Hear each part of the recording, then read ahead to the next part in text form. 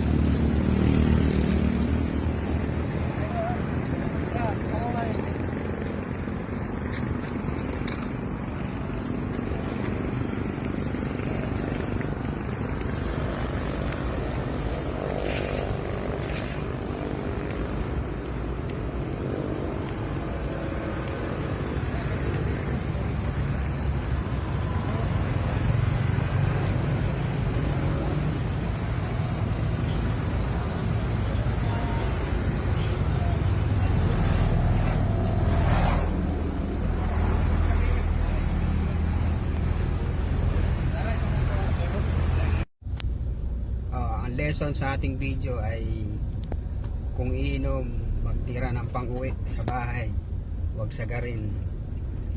At kung magdadrive, kung hindi kaya, huwag nang pilitin, ipahinga na lang. Yan po ang ating lesson sa ating video ngayong gabi. Mag-ingat tayo lagi. God bless everyone.